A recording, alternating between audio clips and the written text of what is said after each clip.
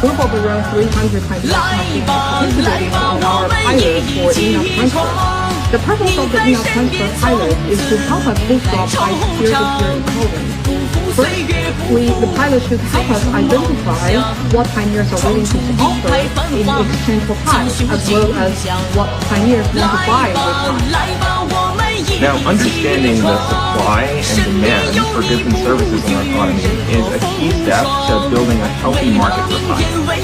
And in addition to building the market, the pilot is also designed to help us understand what could go wrong. That way, we can avoid potential abuses of Pi and our community in the future. Pi members were selected based on community recommendations as well as their previous contributions to Pi ecosystem. To prevent Pi mined by bots and bad actors from transferring to new pioneers, we require members of the pilot to perform identity verification, also known as the KYC. Additionally, the terms of the pilot forbade any transactions that involve fiat currency, such as selling Pi for dollars. Now, as expected, the pilot has shown both very promising and some challenging signs. On the promising side of things, there have been transactions that show that pioneers have a lot of very interesting goods and services to offer for Pi. So, for one example, there's a pioneer in our community who's a beekeeper, and he sold this collection of honey to another pioneer for 18 Pi, including shipping.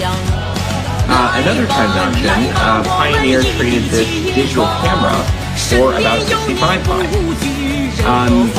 Also, we had one Pioneer trade these special edition Nike Jordans for an undisclosed amount of Pi.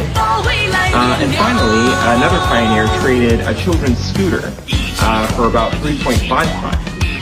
So there are many more transactions that are lacking images, such as Pi for children's diapers, for oil, batteries, and automotive parts. These were only a few of the transactions that were conducted as part of the pilot. However, there were also many abuses of the in-app transfer. Although all fiat transactions were expressly prohibited by the terms of service, we received many reports of pioneers attempting to sell the currency or take advantage of other people. For example, some accounts made thousands of small transfers of Pi just within a couple days. And these transactions don't seem to be linked to any types of real goods and services and are indicative of an attempted sale.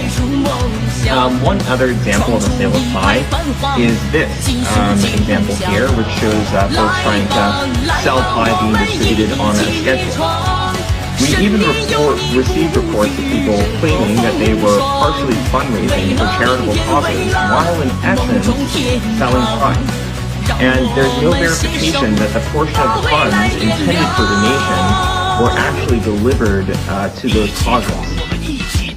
All of these reports ultimately fuel additional bad behavior when organizations and institutions can then claim that they have Pi to sell, such as in these unauthorized offerings of Pi.